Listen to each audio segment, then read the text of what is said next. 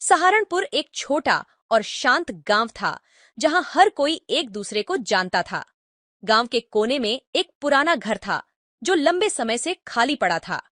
लोग कहते थे कि उस घर में अजीब चीजें हैं, लेकिन किसी ने कभी अंदर जाकर देखा नहीं। गांव के छोटे बच्चे उस घर के पास से गुजरते हुए हमेशा एक अजीब सी खिंचाव महसूस करते थे, जैसे कि कोई रहस्यमय शक्ति उन्हें बुला रही हो। एक शाम अमृता, जो 15 साल की साहसिक और जिज्ञासु लड़की थी, ने तय किया कि वह उस पुराने घर की गहराइयों में जाएगी। अमृता का सपना था कि वह एक दिन महान साहसिक कारनामे करेगी, और आज उसे एक अवसर मिल गया था। सूरज ढलने के बाद अमृता ने अपने साथ एक टॉर्च और जड़ी बूटियों की थैली ले ली, जिसे उसकी दादी ने भूत प्रेत से बचने के लिए दिया था। उसने उस पुराने घर की ओर कदम बढ़ाया। दरवाजा धीरे धीरे खुला और अंधेरे में घुसते ही अमृता ने एक अजीब ठंडक महसूस की। घर के अंदर अमृता ने कई पुरानी चीजें देखीं, फटे हुए पर्दे, धूल भरी किताबें और कुछ टूटी फूटी वस्तुएं। उसकी नजर उस पुराने मेज पर गई, जिस पर एक पुराना बक्सा रखा था। बक्सा देखकर उसकी धड़कन तेज हो गई क्योंकि उस पर एक चमकदार चांदी का ताला था। उसने बड़े ध्यान से ताले को खोला और बक्सा खोलते ही उसकी आंखें चमक उठीं। अंदर एक सुंदर जोड़ी पंख थे जो सुनहरे और नीले रंग में चमक रहे थे। पंखों की खूबसूरती और उनकी चमक ने अमृता को मंत्रमुग्ध कर दिया।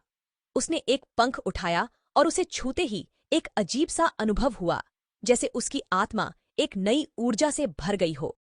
अमृता ने पंखों को देखना जारी रखा और अचानक ही एक हल्की सी चमक से पूरा घर रोशन हो गया। पंखों के साथ छूते ही अमृता ने महसूस किया कि उसका शरीर हल्का हो गया है और उसके चारों ओर हवा का एक झोंका बहने लगा है।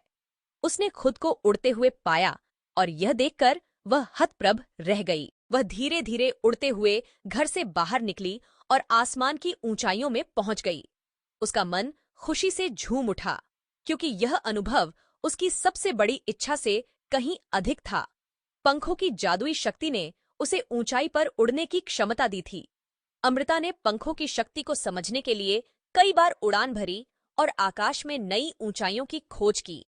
उसने महसूस किया कि पंखों में केवल उड़ने की शक्ति नहीं थी, बल्कि वे उसे कुछ विशेष संवेदनाएं भी दे रहे थे। उसने जंगल में एक रहस्यमय सी आवाज सुनी जो उसे किसी को मदद करने के लिए बुला रही थी। अमृता ने निश्चय किया कि वह उस आवाज का अनुसरण करेगी और देखेगी कि क्या सचमुच कुछ मदद की जरूरत है। अमृता ने पंखों की मदद से जंगल की ओर उड़ान भरी। जंगल की गहराइयों में उसने देखा कि पेड़ और पौधे अजीब तरह से चमक रहे थे और हवा में एक हल्की सी सुगंध फैली हुई थी।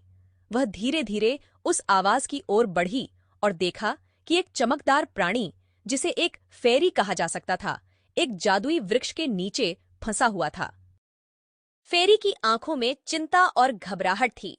उसने अमृता को देखा और मदद की गुहार लगाई।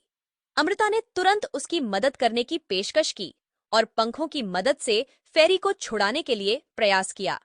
जब वह फेरी को मुक्त कर पाई, तो फेरी ने अमृता को धन्यवाद दिया और बताया कि वह एक अमृत नामक जादुई प्राणी है, जो एक प्राचीन शक्ति का हिस्सा है। फेरी ने बताया कि पंखों का खास महत्व है और उनका उद्देश्य केवल व्यक्तिगत लाभ के लिए नहीं, बल्कि सभी जीवों की भलाई के लिए है।